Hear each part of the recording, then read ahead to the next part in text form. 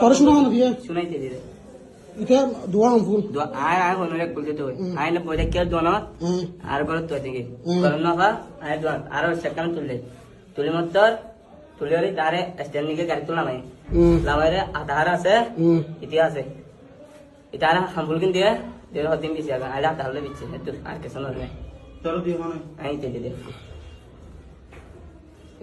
আসসালামু আলাইকুম এভরিওয়ান। আমরা এখনো শনাক্ত করতে পারি নাই কে আসামি এবং কে আসামি নয়। পুলিশ এখান থেকে এসে এদের বাসা থেকে 6 জনকে গ্রেপ্তার করলো। একটা হচ্ছে আরফাত, আর একটা হচ্ছে ফারেজ, এবং আরও এখানে 4টা সৌদি আরবের থেকে আসা, অর্থাৎ সফর আমরা যাদেরকে বলি, ওই সফর হচ্ছে 4টাকে ধরে নিয়ে গেল পুলিশ। এবং পুলিশের আপডেট জানার পরে আমরা শিওর হব এবং পুলিশ তদন্তের মাধ্যমে যেটাকে আমাদেরকে জানাই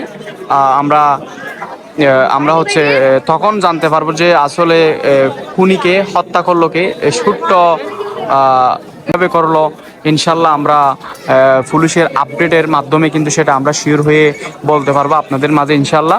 এখনও আমরা কিন্তু ওইরকমভাবে শিওরভাবে কোনো কিছু আমরা জানি নাই এবং সবাই অনেক চিন্তার ভিতরে আছেন।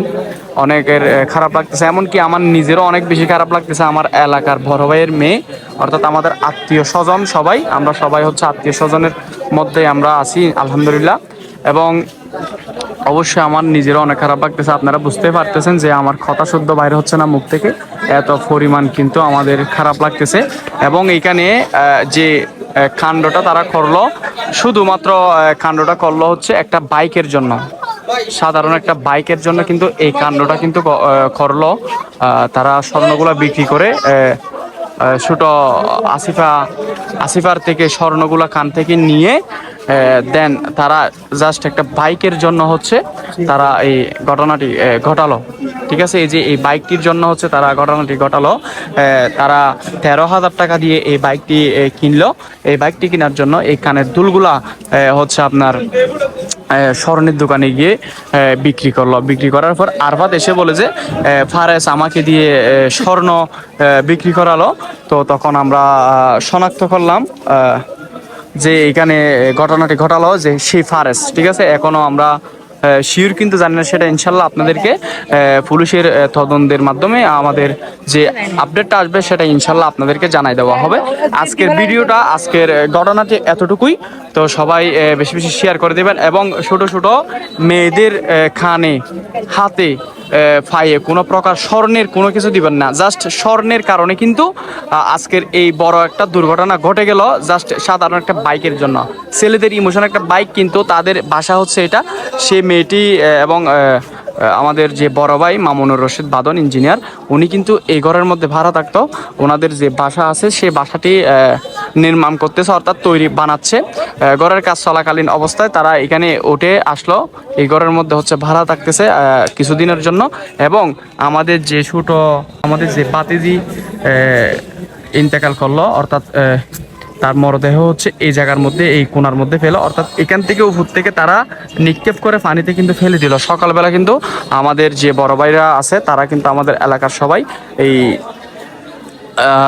মরদেহটা উদ্ধার করলো। আল্লাহ পাক জান্নাতের পাখিকে জান্নাতবাসী করুক। এবং সবাই অনেক বেশি মন খারাপ করে আছেন, যে যতটুকু বুঝতেছি আমরা সবাই একবারে মানে মানুষের বিশ্বাস শুদ্ধ লাগতেছে না যে এরকম একটা ঘটনা ঘটবে। সেটা সবাই এখানে লাইন টু লাইন দাঁড়িয়ে আছে এবং সবাই দেখতে আসলো।